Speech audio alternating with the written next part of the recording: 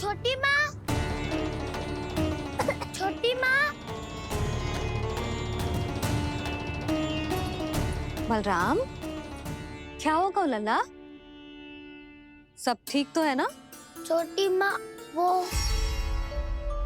क्या होगा लल्ला, बता।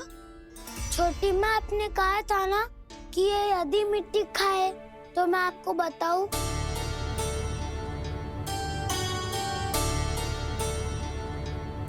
कान्हा, जे मैं क्या सुन रही हूँ? तूने मिट्टी खाई?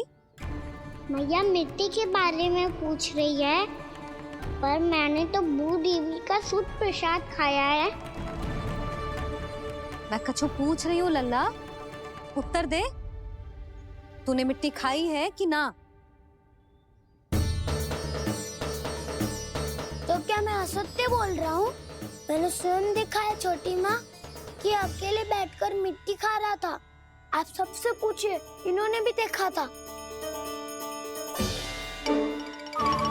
वाह, सूख के सखाओं ने दो कांटे ही साथ छोड़ दियो।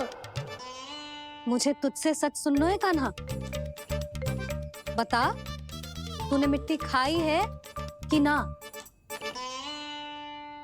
झूठ बोल रहा है, सच्ची सच्ची बता, खाई है? ना भैया, मैंने मिट्टी ना खाई।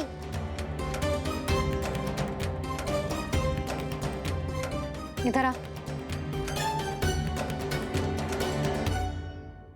तो फिर मुंह खोल के दिखा दे अपनी मैया को। क्यों? अब क्या होगा? तूने मिट्टी तो ना खाई, तो दिखा दे कि जैसा बस सत्य बोल रहे हैं। कान्हा, मुंह खोल।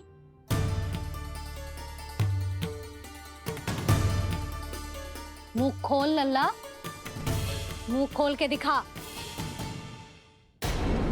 दिखा मैया को। आ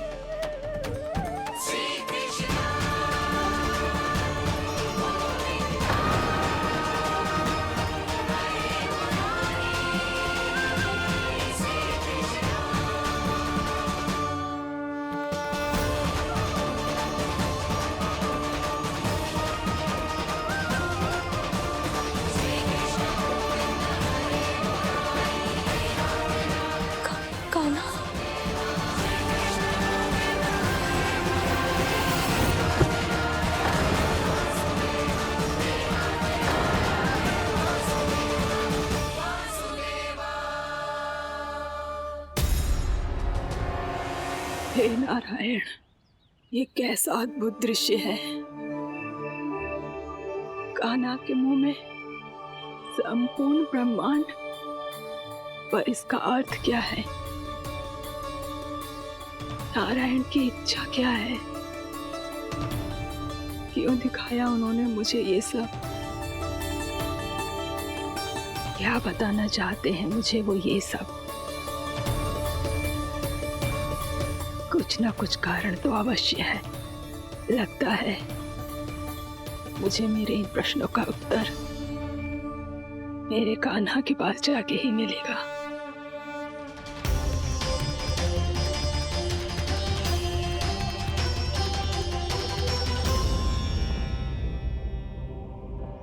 कितना भी सतर्क हो जाऊं, कोई ना कोई भूल हो ही जाती है। पिछली बार तो बाबा ने संभाल लिया था, अब मैया क्या करेगी? छोटी माँ, कान्हा क्या हो गया इधर?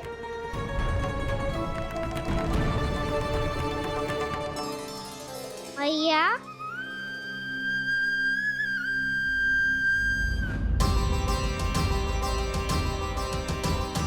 उठ जाओ ना मैया।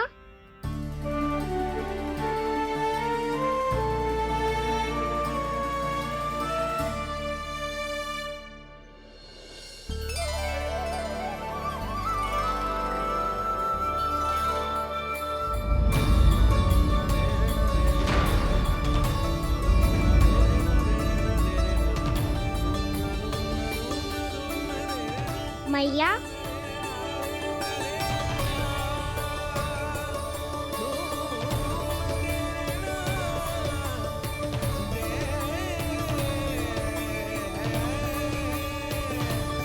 कान्हा, कान्हा, लल्ला, मैया क्या होगा आपको? आप ठीक तो हो? कान्हा मुंह खोल के दिखा, दिखा मैया को।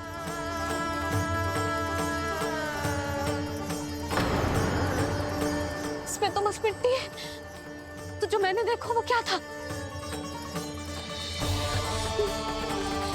स्वप्न था मेरा या कोई भ्रम हुआ था? हाँ लल्ला, इससे पहले कि मैया मेरे सत्य समझ जाए, मुझे स्थिति को संभालना होगा। मुझे क्षमा कर दो मैया, आपको दुखी करो मैंने, पर मैं सच्ची कह रहा था, मैं मिट्टी ना खाई, बस भू देवी का प्रसाद ही खाया था। आप कहोगे तो आगे से ना खाऊंगा, सच्ची।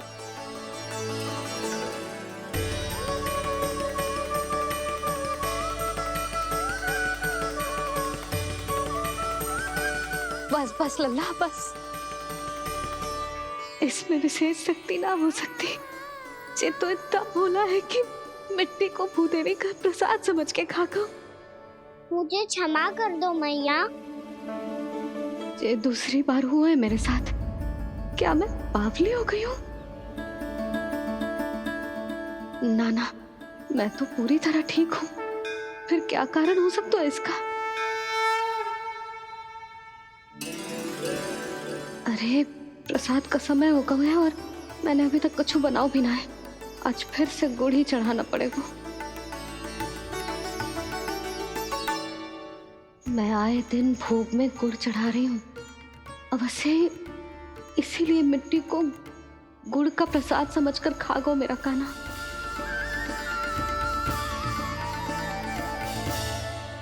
मैं समझ गई लल्ला, वो अकेले बैठ के मिट्टी क्यों खा रहा था। चल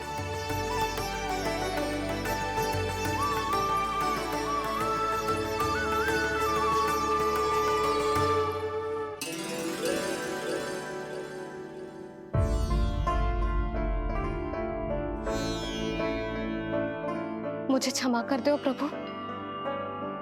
अपनी ममता में लल्ला की आवश्यकता को सबसे अधिक महत्व दे रही थी मैं। इसी कारण से आपकी भक्ति में भूल चूक हो गई। पर आप तो साक्षी हो, मेरे मन के भीतर आपकी श्रद्धा और भक्ति में कुछ कमी ना है। पर हाँ, कर्म कांड और विधि विधान में ऊंच नीच है तो अनुचित ही। पर आज जो मैंने देखो है ना, उसने मुझे मेरी भूल का आभास करा दिया है नारायण। मैया, चुपचाप हाथ जोड़ करके पूजा कर। सर क्या देख रहे हैं ना? ताकि नारायण तुझे सद्बुद्धि दे। इस सृष्टि में जो भी होता है ना लल्ला, सब इन्हीं की इच्छा से होता है। और हम बार बार अपनी अज्ञानता के कारण इनके विधान पर प्रश्न उठाने लगते हैं। हम ये भी ना सोचते कि प्रभु की लीला पर संदेह करने का अधिकार ना है हमें। समस्या चाहे कितनी भी बड़ी क्यों ना हो, सही समय पर नारायण सही मार्ग दिखा ही देते हैं, जैसे आज उन्होंने मुझे दिखाओ है। आज आपने मेरी आंखें खोल दी नारायण। पति, संतान, परिवार सब महत्वपूर्ण होते हैं, पर आपकी भक्ति भी उतनी महत्वपूर्ण होती है। अब से इस बात का पूरा ध्यान रखूंगी मैं। सच्ची निष्ठा और भक्ति से आपकी पूजा करूंगी, भोग, अनुष्ठान और सेवा करूंगी। वैसे नारायण, सच्ची बात तो ये है कि सब इसी के कारण हो रहा है।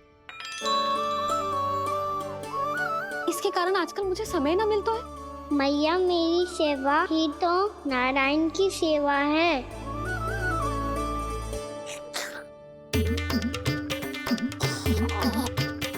मुस्कुरा क्यों रहे रे? हाथ जोड़ प्रार्थना कर कि नारायण तुझे भी सही समय पर सही मार्ग दिखाएं, ताकि तुझे मिट्टी वाली भूल दोबारा ना दोहराए। हाथ जोड़। आपको मुझे भी सही मार्ग दिखाना होगा प्रभु। एक और मेरी प्रजा है तो दूसरी ओर मेरा लल्ला। मैं किसका हित साधूं? किसी एक का त्याग कैसे कर दूं मैं?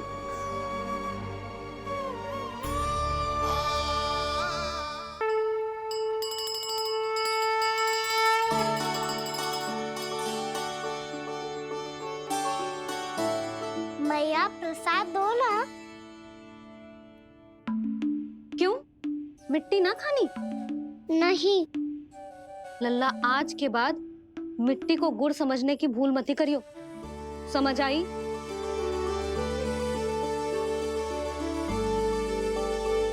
जा अब विश्राम कर।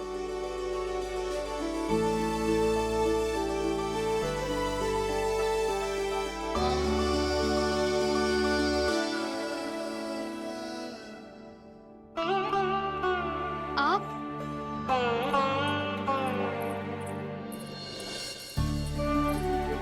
लो जी, मुझे ना आपसे बहुत महत्वपूर्ण बात करनी है। मेरे साथ आओ, चलो। बहुत आवश्यक बात करनी है। बैठो, बैठो जी। सुनो जी, आप विश्वास ना करोगे आज मेरे साथ क्या हुआ है। पर पहले ये बताओ, आप मेरा उपहास ना उड़ाओगे ना, पिछली बार के जैसे?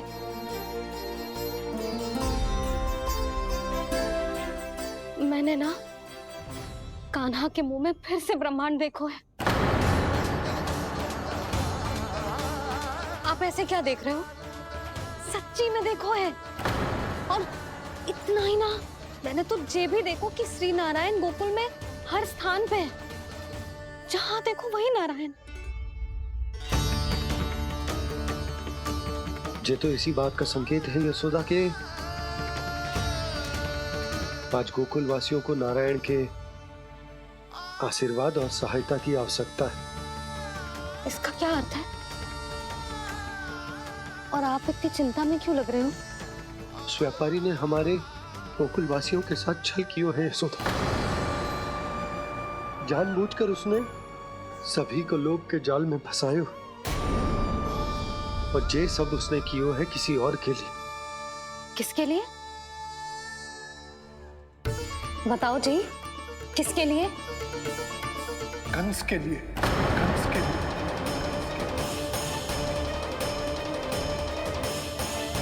उसे कंस ने ही भेजा था यहाँ।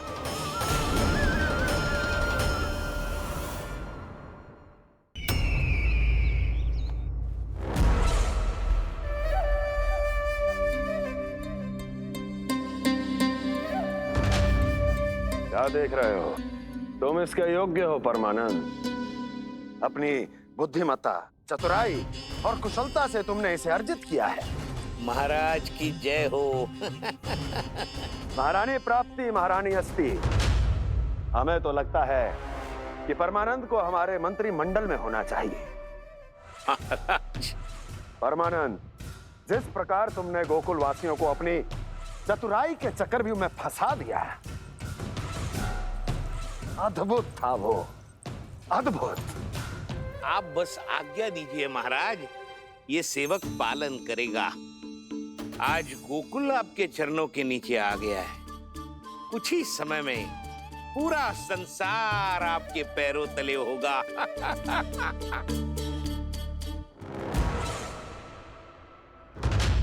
आपको सच में लगता है महाराज कि गोकुलवासी अपने वचन का पालन करेंगे और जीवन भर अपना दूध, दही, घी और माखन हमें निःशुल्क देते रहेंगे? भोले हैं वो, भक्त हैं, और यही उनकी सबसे बड़ी दुर्बलता है। और यही दुर्बलता उन्हें विवश कर देगी। और उससे भी आनंद की बात है ये कि उनका राजा नंद अपनी प्रजा को जीवन भर कष्ट सहते देख नहीं पाएगा और दौड़ता हुआ, भागता हुआ यहाँ आएगा मेरे चरणों में, अपने उस पुत्र के साथ। पर वो तो महाराजा है ना, उसे कुछ कमी है क्या? फिर हमारे भोले भाले गोकुल वासियों को क्यों फंसा रहे हैं जी? ना ना, बात कछु और है। सच्ची सच्ची बताओ, क्या चाहता है वो? कहीं बाबा ये ना बता दे कि कंस मामा ने यह सारा छल मुझे मथुरा बुलाने के लिए रचा है। मैया की ममता भय में बदल जाएगी। ऊपर से देखो तो बस दूध, दही, माखन का छोटा सा छल है, पर इसके पीछे कोई बहुत बड़ा षड्यंत्र छुपा है इसका। आप जानते हो ना क्या है? मुझे ना बताओगे? बताओ बताओ जी।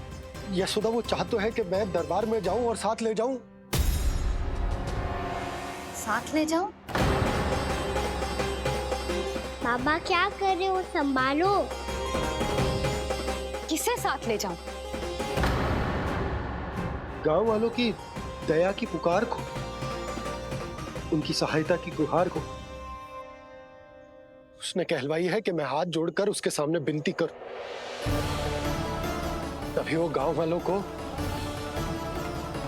निःशुल्क उत्पाद देने की व्यवस्था से मुक्त करेगा। अब मुझे समझ ना आ रहा कि मैं क्या करूं। जब हमें कछु समझ में ना आए ना, तो सारी चिंता श्री नारायण पर छोड़ देनी चाहिए जी। तुम सत्य कह रही हो यशोदा, सारी चिंता नारायण पर ही छोड़ देनी चाहिए। अब वही मार्ग दिखाएंगे। जिस सारी गोपियों पर तो बड़ा संकट आ गया जी। अब तो इनका मन भी करेगा तो हिचक के बारे मेरे पास ना आएंगी।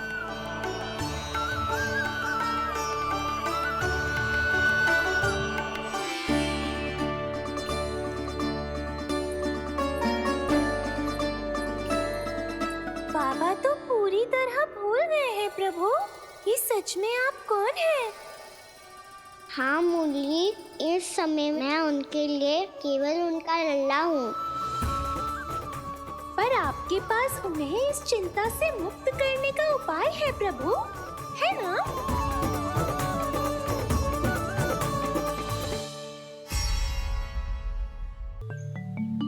हे नारायण, आज मेरी प्रजा और मेरा लल्ला दोनों ही गहरे संकट से घिर गए। आपको मेरी सहायता करनी होगी।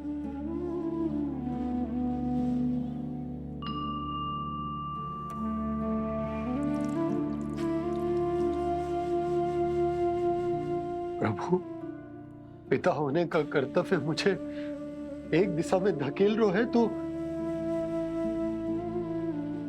राजा होने का उत्तरदायित्व वो मुझे दूसरी दिशा में खींच रहा।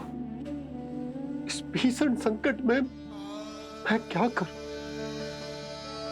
मैं इस संकट में अपनी प्रजा का साथ भी ना छोड़ सकता हूं और ना ही अपने लल्ला को उस नरभक्षी सिंह की मान में भेज सकता हूं। आप ही को इस समस्या का समाधान निकालना होगा। ये शालिग्राम मुझे मेरे मैया बाबा ने दिया था और उन्होंने कही थी कि जब भी कोई संकट आएगा ना प्रभु, तो इसके रूप में आप मेरा हाथ पकड़ लोगे और मुझे बताओगे कि क्या करना है, कैसे करना है। आज मुझे आपके मार्गदर्शन की आवश्यकता है प्रभु, मुझे मार्ग दिखाइए। बाबा और राजा होने की दुविधा में मैं बटा जा रहा हूं। मेरे इस धर्म की नौका जो झंझावात में फंस गई है, उसे पार लगाइए नारायण, रक्षा कीजिए नारायण।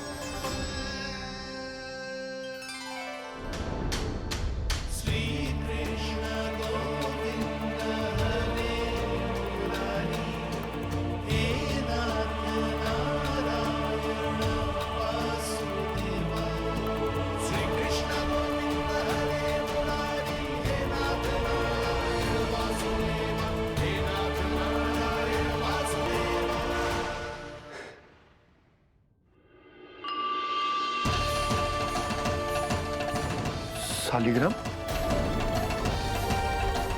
यहीं तो रखा था मैंने, कहाँ गिर गया, कहाँ चला गया? मैंने तो यहीं रखो था।